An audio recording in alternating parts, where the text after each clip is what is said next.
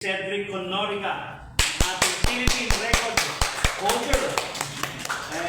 Itinakbo niya lang naman ng 10.865 seconds sa event na sprint 200 meters.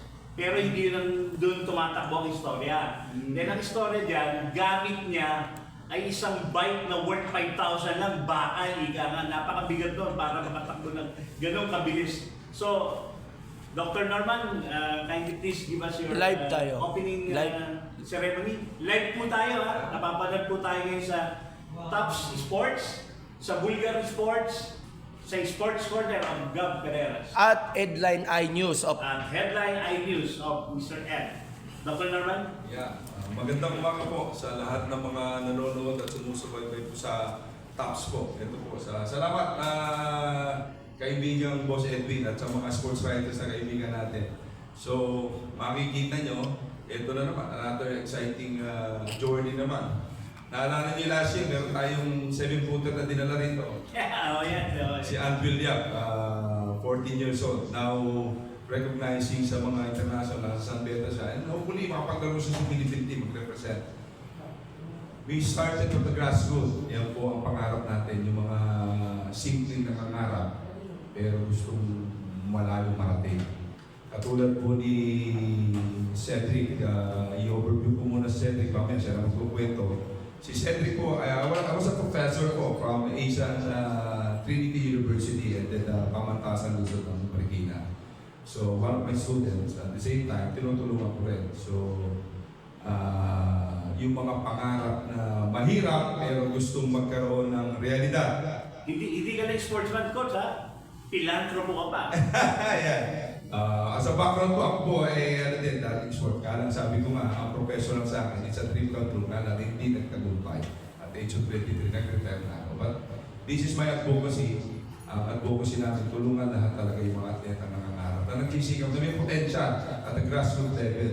Isa po si Cedric. At mamaya, ikukwento niya po yung experience niya. Tatlo lang ang dala niya. Sabi ko nga, malalim na pangarap, vitamina at saka yung bakal na hindi pwede mawasak. Sabi nga 5,000 to 14,000 lang halaga.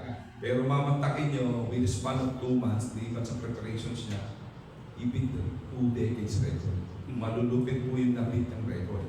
Sabi ko, that's the first step. The second step, yan po, yung mamaya explain po namin, yung second step po namin, sabi ko, compete and beat yung record holder ng SEA Games. And after that, from there, mga ngako kami, baka sama-sama tayo with the sports writer, Asian Games naman. Kasi wala talagang, pag tinignan mo cycling, talagang medyo nasa professional. Pero yung Philippine team, medyo unseat siya, hindi masyadong natututukan ng pansin.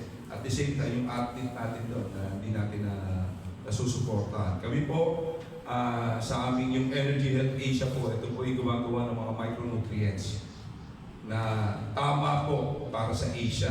Kaya po may mga vitamins kami ngayon na available po kay Mercury Drug at sa mga leading hospital ng St. Luke's, ng Akimet. Yan po yung tinadala namin. Later we will explain po. Magandang umaga po sa inyong lahat po. Thank you, coach. Siyempre kasama natin si Samantha. Samantha, good morning. Good morning po, Sir Edwin. And it's an opportunity po na punta dito and return. Malaking opportunity po sa akin. Thank you sa pagdalo. Siyempre, ang ating bayani, no? Si Yes. Cedric Honorica. Hello po, good morning po. Una po sa lahat, salamat po sa Panginoon at pangalawa po kay Sir Norman Afable at sa Dr. Osman po sa Energy Health Asia. At ayun po, sa 1 year ko pa lang po na magiging siklista, sobrang napakabilis po ng pangyayari. And ayun po, yun nga pa nabanggit ni Sir Afable na sa 1 month, hindi na po talaga 1 month yun at least 2 weeks lang po yung naging preparation namin for ACC. And then, first time ko rin po sa nakag-compete ko and then ayun po, na-break ko rin po yung national record. Yes, very no?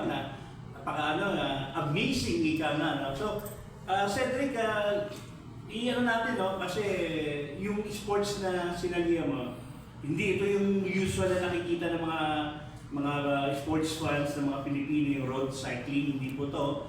Ito ay nilalaro sa isang track velodrome. So bihirang-bihira talaga magkaroon ng ganitong klaseng competition, tournament, at bihirang-bihira ang mga Pilipino tulad ni Cedric na naglalaro ito. So bigyan mo kami ng highlights, Cedric, sa experience mo.